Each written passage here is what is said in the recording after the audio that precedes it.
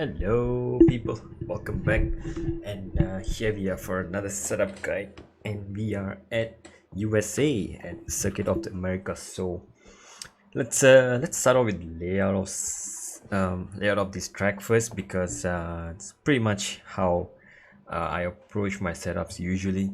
So COTA, there's one massive long back straight, and which starts with a hairpin and ends with a hairpin, and then pretty much it's sector 1 entry, where sector 1 is pretty fast, sector 3 is pretty slow. You're gonna need a lot of aero in sector 1 and 3, whereas in sector 2 you're gonna need straight line speed. All right, as we know, or you may or may not have known, you know the wing setup that you see in one track in this game is not equal to another track's wing setup. So obviously, say something like 1-1 in Monza, it's not going to give you the same amount of downforce 1-1 in Monaco. All right, so it's like a range, that's not available to us fully, but in 2022 game it is fully available from 0 to 50, whereas in this game it's like a pre-selected range given to us. Hence why sometimes when you see very high wings like this, does not necessarily mean it's going to be very slow. All right, so for USA, I tried a lot of things around here. They all end up giving me the same results.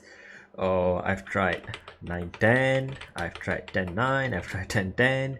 The only reason why I'm finding consistency is because I'm not trying to take the curbs too aggressively around here.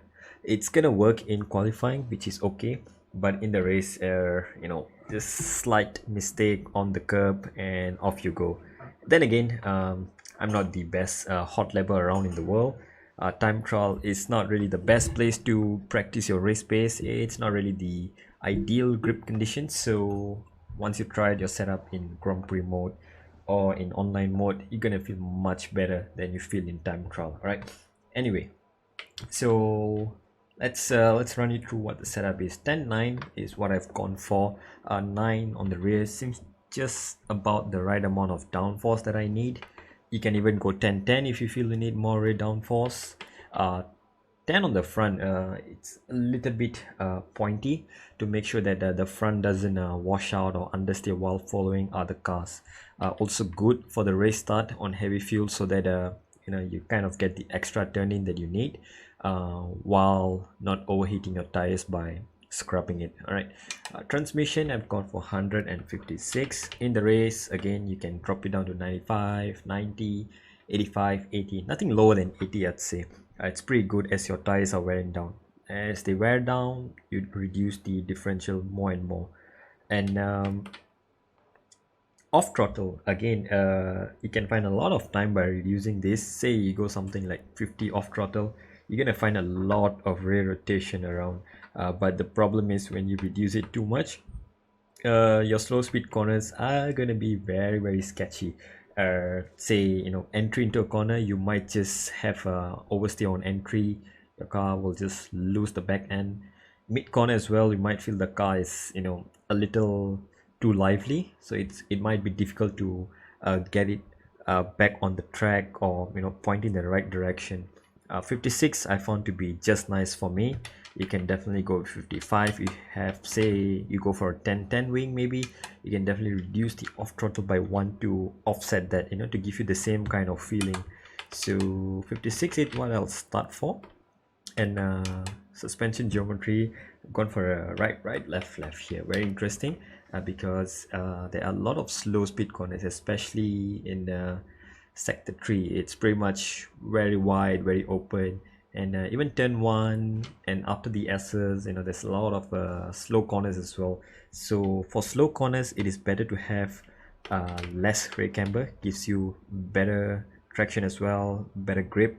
Whereas for high speed, you want something like maximum rear camber. So probably like the long right hander in sector 3, you want this, right? But the problem is, because there's also a lot of high speed corners that I have to take.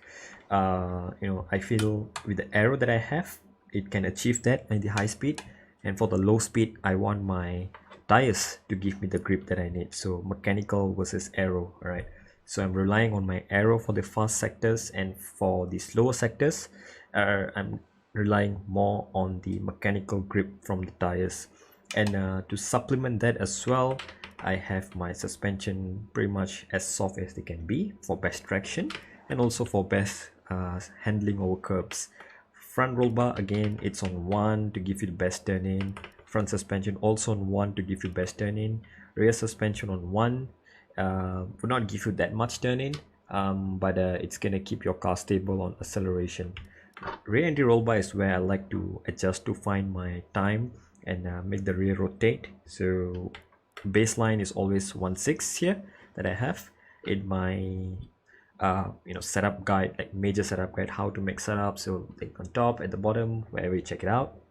So 1/6 is a pretty good baseline. You can just throw it on into any car and go for it in any track. For this track specifically in time trial for now, I have done a 1/8, but probably I'll be going with 1/7, maybe 1/8 again, depending on how I feel after my test runs in Grand Prix mode before my league race. For the ride height, 1 on the front again gives you best turn in, so you'll feel like the car will just turn into wherever you point it to. If you increase the front ride height, it's going to generate a bit of understeer. Changing the front ride height is more sensitive than the rear ride height. So one click on the front is pretty much like if you reduce the front ride height by 1 to gain extra turning on the front, the same effect can be achieved on the rear by increasing by 2 usually. All right, so front is more sensitive usually. You can also immediately feel the effects on turning. Okay, but around here you can also try to 7 if let's say this setup is starting out to be pretty oversteer for you. You can always start with 2.7 ride height, pretty good. Rear, keep it at 7. You do not want to go any lower, otherwise you will bottom out, especially through the high speed section. The SS, the wrong right-handers, you will definitely bottom out. And under acceleration, 7 is pretty nice, pretty stable.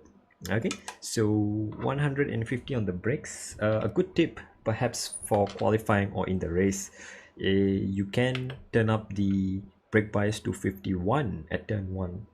That will help with keeping the car stable at the hairpins. And the 2 other hairpins before and after the long back straight, these 2 places as well, you can increase the brake bias to 51, keeps the car very nice and stable. You will not lose the rear end that easily. All right, and for tire pressures, rears are always going to be maximum to give you the best tire life and also best stability throughout the track, mainly in high speed, but also in slow speed you can feel the difference on under acceleration and braking. Front tire pressures, they give you the same effect. The higher you go on the pressures, you get less tire wear, you get better stability, but at the same time you get more tire temps. So fronts, you're gonna be dependent on how your driving is, how your tires react to your driving in the race. So if you get overheating in your practice, reduce this by 1 click or 2 click. Nothing lower than 22.6 I say is pretty good. You can go lower, but just be careful when you are taking the curbs with lower pressures, because that can pretty much just spin your car out. All right, so 23.4 is what I'll start with. You can lower it if you want to. Okay, now let's see what changes you can make for the wets and for the qualifying. Again, I've tried so many different configuration of wings. They all just pretty much work out the same. It's all about how you manage your trail braking and your acceleration, and at the same time how aggressively you're turning in. So I do not like to turn too aggressively, especially in the race, because you want to make sure your tires are not overheating. So that's why I've gone for slightly higher wing, just to give me that extra turn in that I need without overworking the car. For qualifying, you can again leave it at 10.9. Say you need even more turn in for some reason, you can definitely go with 11.9, but be careful as well, because that may induce a lot of oversteer. So 10.9 might be good. And in the race, started with 10.9 as well. In the second stint, or maybe halfway through the race when you make a pit stop or whatever, definitely consider reducing the front wing by 1 to, you know, put the balance of the car a bit more stable. So, you know, usually when the tires start to wear down and also the fuel load starts to come down, the car gets pointier, meaning the front tends to turn in more. And to counteract that, you can reduce the front wing in the pit stop and you'll get the same balance as you want. All right. And qualifying, keep it at 10 because you will need an extra speed through the corners. You'll definitely make up more in the corners than you'll make up on a single straight. Transmission 156. Again, you can reduce this to 90 in the race as well. In the qualifying, you can also try 90 if you want. Off throttle, maybe 55 if you want to get a bit more rotation on the rear. This will help you in the slow speed as well. Be careful on acceleration and braking as well, just to be cautious. All right. And suspension geometry, keep it the same in any condition. Suspension, you can adjust this in the wets. Let's say it's going to be a rainy race, you definitely want to be trying to have a stable car in the wets, so reduce the roll bar by 1, increase the ride height by 1. This will give you a very balanced car. No oversteer, a bit of understeer, but you know the setup is already a little pointy to start off, and then in the race, in the wets, you want it to be a bit more stable just so you get better traction out of slow speed corners. And the brakes 150, just good all the way. 51 for the hairpins is a good choice if you want to do that. Tire pressures for the wets, for the quali, you can keep it the same, although for dry qualifying, if you're going on a soft run, consider lowering your pressure by 1 or 2 clicks just to make sure the tires do not overheat by the end of the lap. Start your lap with 85 degrees Celsius core temperature, the one in the middle, right?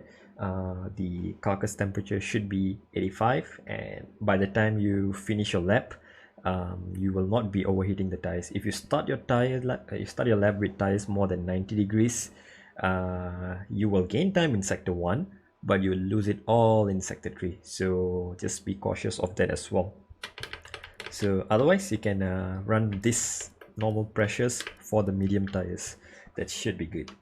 And perhaps for the rain, if you want a bit more grip in the rain, it's always recommended to increase the wings by 1. This full wets, maybe you can just get away with 11 and 55 transmission.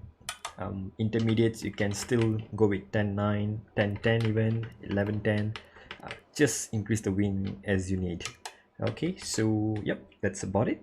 So yeah, let me know how you feel this setup works out for you. Again, we are almost at the end of the life cycle of this game. 1 month to go, and F1 22 will be out very soon. It's only about a month and a half to go, and you know, crucially, I have 6 races to go, and by the time my last league race is done, the finale is done, the game is going to be releasing 3 days after that for the normal edition. Yeah, let's see, just around that. So yeah, let's see how that works out for us. So we will be definitely diving into F1 22 setups as soon as they come out. A bit of R&D has to be done there, so it will take probably a few days before I start breaking down how the setups in that game work. So yeah, thanks everyone once again for watching. Leave a like, subscribe, and I'll see you in the next one. Till then, stay safe and ciao.